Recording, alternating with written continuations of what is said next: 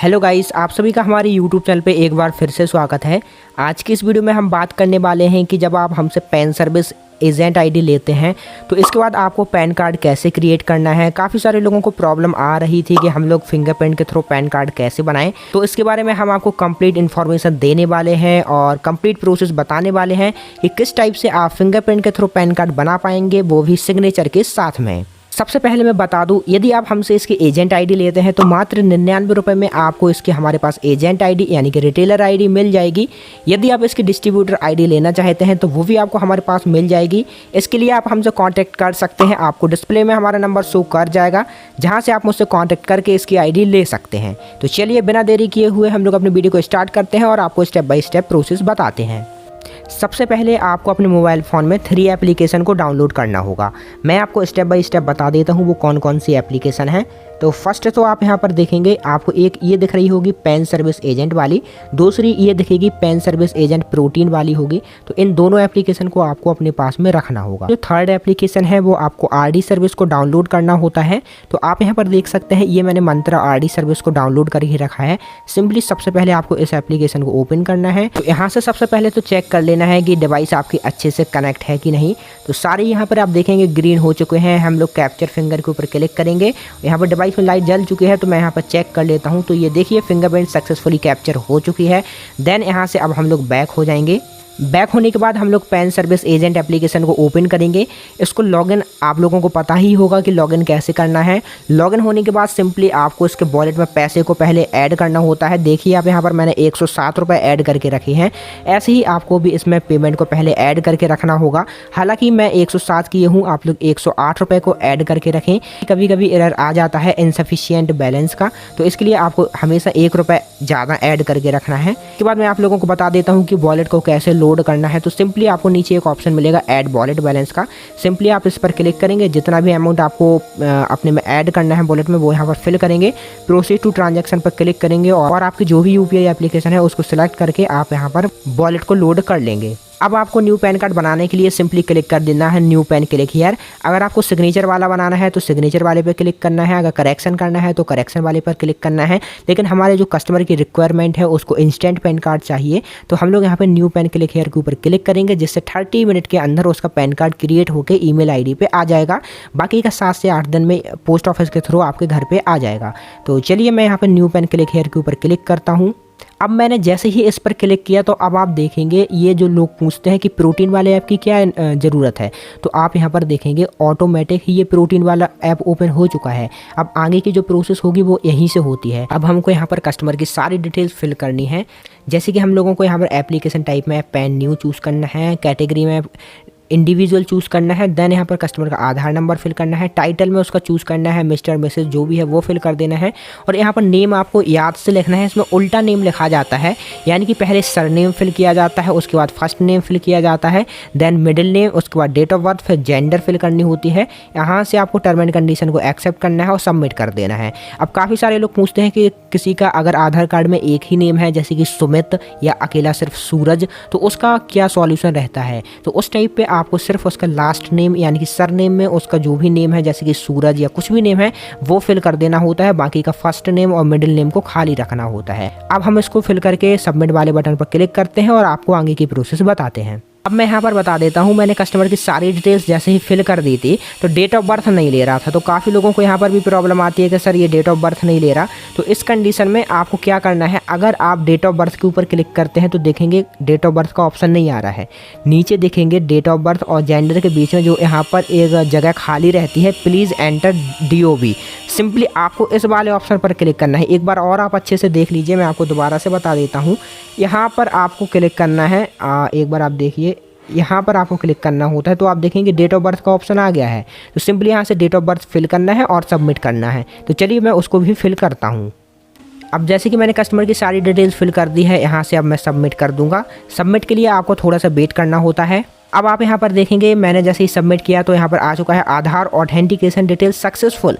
अगर आप इसमें कोई भी स्पेलिंग मिसमैच कर देते हैं या डेट ऑफ बर्थ मिसमैच कर देते हैं तो उस टाइम पर आपका ये यहाँ पर रिजेक्ट हो जाता है, लेकिन मैंने सारी ही डिटेल्स सही फिल की हैं, इसलिए मेरा ऑथेंटिकेशन सक्सेसफुल हो चुका है। अब मैं यहाँ से ओके वाले बटन पर क्लिक कर दूंगा। अब मैंने जैसे ही ओके वाले बटन पर क्लिक किया तो अब मेरा रजिस्ट्रेशन फॉर्म स्टार्ट हो गया है। यहाँ से मेरे को अब क्या फिल करना होगा आप यहाँ पर देख सकते हैं, नेम वगैरह पहले से सब कुछ, डेट ऑफ बर्थ फिल है।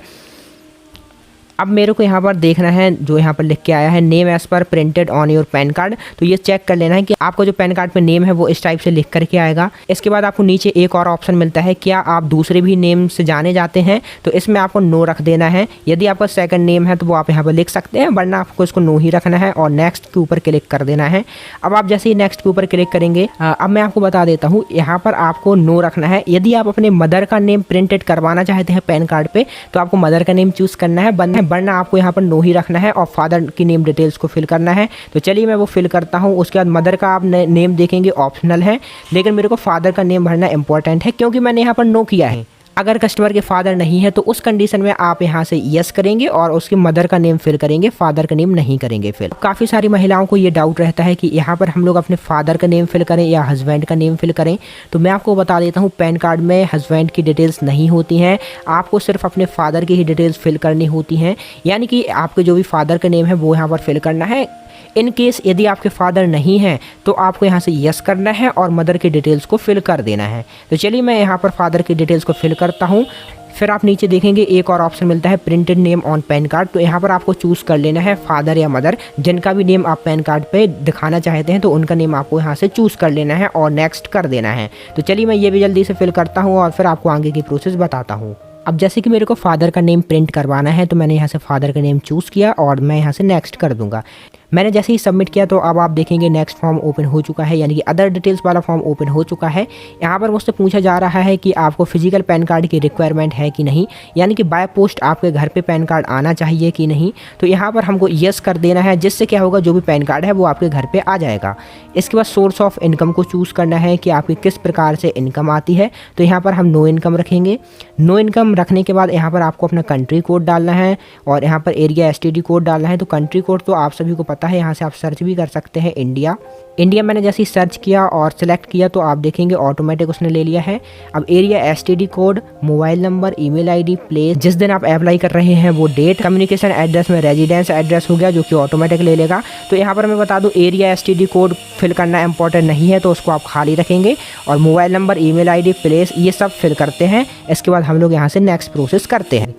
यहाँ पर मैंने सारी डिटेल्स फिल कर दी है। अब मैं यहाँ से नेक्स्ट वाले बटन पर क्लिक कर दूंगा। मैंने जैसे ही नेक्स्ट वाले बटन पर क्लिक किया तो अब आप देखेंगे लास्ट ऑप्शन आ चुका है एओ कोड का, यानी कि एरिया कोड डालना होता है, एरिया टाइप डालना होता है, रेंज कोड डालना होता है, एओ नंबर डालना होता है।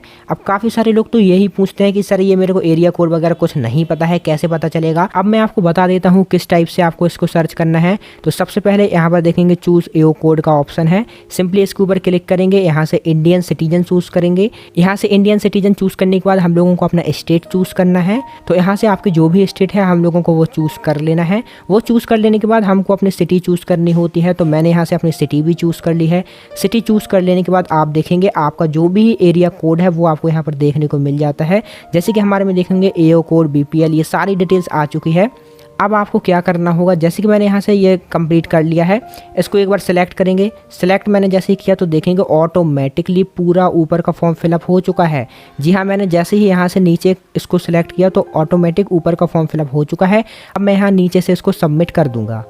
अब मैंने जैसे ही सबमिट किया तो आप देखेंगे एक मैसेज आ चुका है, फॉर्म सबमिट सक्सेसफुली।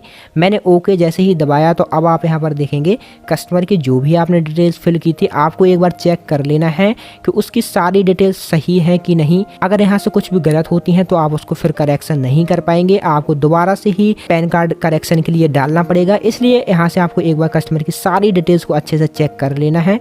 चेक करने के बाद कन्फर्म बटन पर क्लिक करके और नेक्स्ट प्रोसेस करनी है। तो चलिए मैं यहाँ से चेक करता हूँ, फिर यहाँ से कंफर्म वाले बटन पर क्लिक करता हूँ। कस्टमर की सारी डिटेल्स कस्टमर ने चेक कर ली हैं। इसके बाद हम कंफर्म वाले बटन पर क्लिक कर देंगे। कंफर्म वाले बटन पर क्लिक करने के बाद आप देखेंगे एक पॉपअप मैसेज आ जाएगा, फॉर्म कंफर्म्ड सक्सेसफुली। सिंपली मेरे को यहाँ से भी ओके वाले बटन पर क्लिक कर देना है। अब आता है यहाँ पर eKYC ऑथेंटिकेशन, जो कि सबसे मोस्ट इंपॉर्टेंट पार्ट है इस वीडियो का। यहाँ पर अगर आप OTP बेस्ड चूज़ कर लेंगे तो कस्टमर के आधार रजिस्टर्ड मोबाइल नंबर पे OTP जाएगा, उससे उसकी KYC होगी। लेकिन हम लोगों को बायोमेट्रिक के थ्रू KYC करनी है, इसीलिए हमने ये वीडियो भी बनाई है। तो आपको सिंपली यहाँ पर बायोमेट्रिक बेस्ड eKYC के ऊपर क्लिक करना है, कस्टमर की फिंगरप्रिंट लेनी है। सबसे पहले तो आप देखेंगे मैंने अपने मोबाइल को अच्छे से सेट कर लिया है, ये हमारी डिवाइस रही। इसके बाद हम लोग पहले तो एक बार अपना जो भी RD सर्विस ऐप है उसको चेक कर लेते हैं वहाँ से। जैसे कि ये हमारा RD सर्विस ऐप था, अभी ऊपर से पूरे ग्रीन हो चुके हैं। फिर से हम लोग एक बार कैप्चर करके फिंगरप्रिंट लेके देख लेंगे कि हाँ हमारा RD सर्विस अच्छे से कनेक्ट है।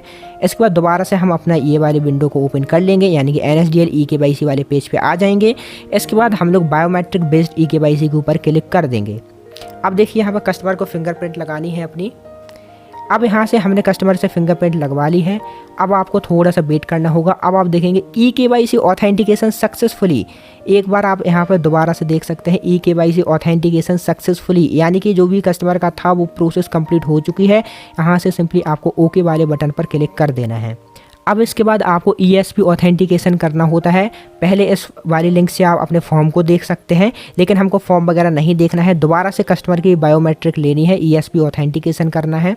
तो मैं यहाँ पर कंटिन्यू ई-साइन विथ बायोमेट्रिक के ऊपर क्लिक कर देता हूँ। मैंने जैसे ही उसके ऊपर क्लिक किया तो पहले तो टर्म एंड कंडीशन को एक्सेप्ट कर लेना है। देन यहाँ पर मेरे को I have read all term and condition को एक्सेप्ट कर लेना है। यहाँ पर कस्टमर का आधार नंबर डाल देना है। तो चलिए मैं यहाँ पर आधार नंबर डालता हूँ, I have read term and condition के ऊपर भी क्लिक करता हूँ। उसके बाद मैं नीचे से इसको सबमिट करता हूँ। अब मैंने यहाँ पर आधार नंबर भी फिल कर दिया है। देन यहाँ पर I have read term and condition के ऊपर क्लिक करेंगे, ओके बटन पर प्रेस करेंगे। देन यहाँ पर नीचे एक ऑप्शन मिलता है बायर डिवाइस, यानी कि जो आपकी डिवाइस है वो वायर वाली है। तो सिंपली यहाँ से बायर वाली डिवाइस के ऊपर क्लिक करना है, ओके वाले बटन पर क्लिक करना है। मैंने उसके ऊपर जैसे ही क्लिक किया तो अब आप देखेंगे नीचे एक ऑप्शन मिलता है कैप्चर फिंगरप्रिंट। जी हाँ, आपको इस कैप्चर फिंगरप्रिंट वाले ऑप्शन पर क्लिक करना है और कस्टमर से फिंगरप्रिंट लगवा लेनी है। अब कस्टमर ने यहाँ से फिंगरप्रिंट लगा ली है, आपको एक मैसेज आ जाएगा फिंगरप्रिंट कैप्चर्ड सक्सेसफुली। इसके बाद हम लोगों को इसको ओके कर देना है। ओके करने के बाद नीचे देखेंगे सबमिट का बटन मिल जाएगा, सिंपली इसके ऊपर क्लिक कर देना है। अब आप देखेंगे ये ऑटोमेटिक जो हमारा प्रोटीन ऐप था वो ऑटोमेटिक यहाँ से बंद हो चुका है, क्लोज हो गया है, एग्जिस्ट का बटन आ चुका है। यहाँ पर आप देखेंगे एक रेसिप्ट जनरेट हो जाएगी। सिंपली आपको इसका स्क्रीनशॉट ले लेना है। स्क्रीनशॉट लेके आपको इसको सेव करके रख लेना है। यहाँ पर नॉलेजमेंट नंबर कस्टमर का जनरेट हो जाता है, जिससे आप उसका स्टेटस चेक कर सकते हैं। इसके बाद आपको चेक करना है कि जो भी आपने अपने कस्टमर का पैन कार्ड बनाया था वो कहाँ से चेक होगा। ऊपर 3 डॉट पर क्लिक करेंगे। इसके बाद आपको एक और ऑप्शन मिलता है माई हिस्ट्री का, इसके ऊपर जाएंगे वॉलेट मिनी स्टेटमेंट का ऑप्शन मिलता है और माई पैन कार्ड का ऑप्शन मिलता है। तो हमको सिंपली माई पैन कार्ड वाले ऑप्शन में जाना है। अब आपने जो भी पैन कार्ड बनाया होगा सक्सेस होगा अगर, तो यहाँ पर आपको उसका ऑप्शन देखने को मिल जाएगा। जैसे कि हमारा पैन कार्ड सक्सेस था तो यहाँ पर दिख गया है, उसका फिर से आपको नॉलेजमेंट नंबर भी देखने को मिल जाएगा। इतना कंप्लीट होने के बाद पैन कार्ड सक्सेसफुली जनरेट हो गया होगा। कस्टमर को ईमेल आईडी पे 30 मिनट के अंदर ही पैन कार्ड मिल जाएगा। अब मैं आपसे लास्ट में इतना ही कहना चाहूँगा, यदि आपको इसके डिस्ट्रीब्यूटर आईडी चाहिए तो वो भी आप मुझसे ले सकते हैं। यदि आपको इसके रिटेलर आईडी चाहिए तो मात्र 99 रुपये में आपको हमारे पास मिल जाएगी। तो आप इसकी जो भी आईडी लेना चाहें मुझे व्हाट्सअप कर सकते हैं। आपको डिस्प्ले में हमारा व्हाट्सअप नंबर शो कर जाएगा। और किसी भी प्रकार की सहायता के लिए आप हमारे व्हाट्सअप ग्रुप को ज्वाइन कर लीजिए। वीडियो के डिस्क्रिप्शन में आपको उसकी लिंक मिल जाएगी। अगर वीडियो पसंद आई हो तो हमारे चैनल को सब्सक्राइब कीजिए, वीडियो को लाइक कीजिए। चलिए मिलते हैं किसी नेक्स्ट वीडियो में किसी नेक्स्ट टॉपिक के साथ। जब तक के लिए जय हिंद, जय भारत।